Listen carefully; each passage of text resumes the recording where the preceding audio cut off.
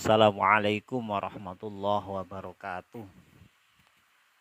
Teman-temanku sekalian, kali ini saya akan berbagi tentang sholat Id dan hal-hal yang terkait dengan sholat Id. Sholat Id kita tahu hukumnya sunnah muakkad.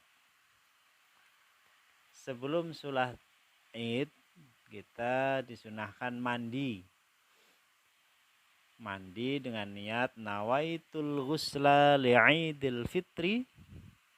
Kalau sholat idul fitri ya, nawaitul ghusla li'idil fitri sunnatan lillahi ta'ala.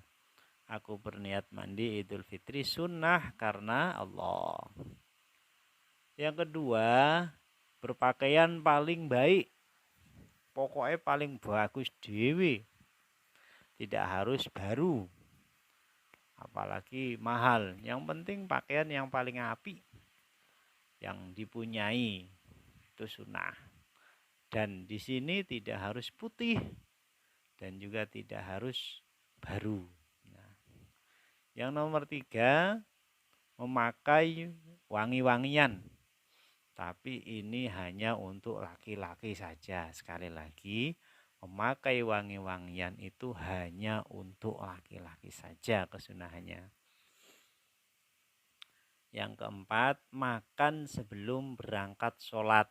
Jadi kalau sholat Idul Fitri itu makan dulu sebaiknya. Sunnah makan sebelum berangkat sholat. Nomor 5, jika memungkinkan jalan yang dilewati saat pergi ke masjid dan saat pulang dari masjid, jika memungkinkan lewat jalan yang berbeda. Muter piye ngono lah. Jadi awalnya muter belok, semisal belok selatan, nanti pulangnya belok utara atau bagaimana, yang penting berbeda kalau memungkinkan. Kalau tidak ya enggak apa-apa. Kemudian sholat Id itu dengan berjamaah sunnahnya, artinya kalau sendirian juga enggak masalah, enggak apa-apa, cuma sunnahnya berjamaah. Nomor 7, sholat Id dengan cara niat sholat usolli sunnatan Idul Fitri ra'ataini mustaqbilal qiblati ma'muman lillahi ta'ala. Saya niat sholat sunnah Idul Fitri 2 rakaat menghadap kiblat menjadi makmum karena Allah Ta'ala. Kemudian pada rakaat pertama setelah takbir dan membaca doa iftitah, lalu takbir 7 kali. Ingat, takbir 7 kali itu selain takbiratul ihram. Takbir 7 kali dimulai setelah membaca doa iftitah. Takbir 7 kali, kemudian di antara takbir membaca tasbih subhanallah walhamdulillah wala ilaha illallah wallahu akbar. Itu baru nanti setelah selesai 7 takbir, Fatihah seperti biasa. Kemudian pada rakaat kedua, sebelum membaca surah Al-Fatihah, sunnah takbir 5 kali. Di antara takbir membaca tasbih seperti pada rakaat yang pertama tadi, subhanallah walhamdulillah wala ilaha illallah. Khusus imam, selanjutnya khusus imam, rakaat pertama sesudah Al-Fatihah disunahkan membaca surah Al-A'la, dan rakaat kedua setelah surat Al-Fatihah, setelah membaca surah Al-Fatihah, membaca surat Al-Ghasiyah. Jadi kayak sholat Jumat ya.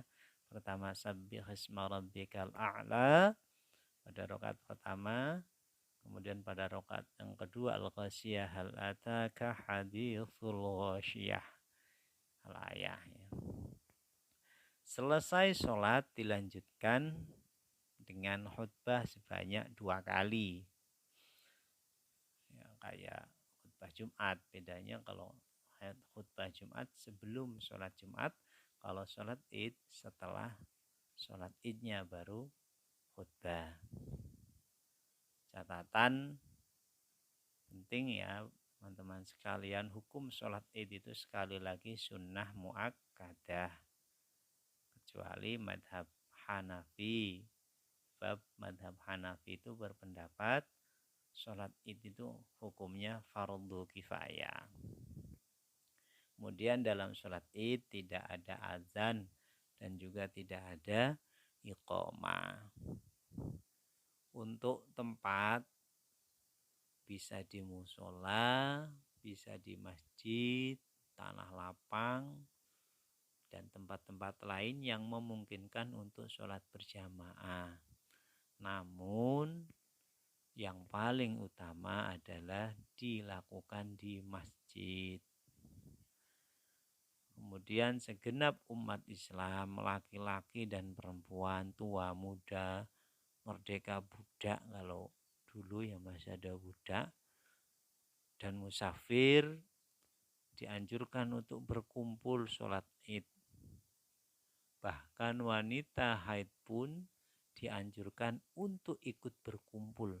Tetapi ingat, tidak mengikuti sholat, melainkan ikut berkumpul. Tetapi hanya di luar masjid atau di luar musola. Guna apa kok ikut berkumpul padahal lagi haid? Guna mendengarkan nasihat-nasihat khotib saat khutbah nanti. Jadi bukan untuk ikut sholat.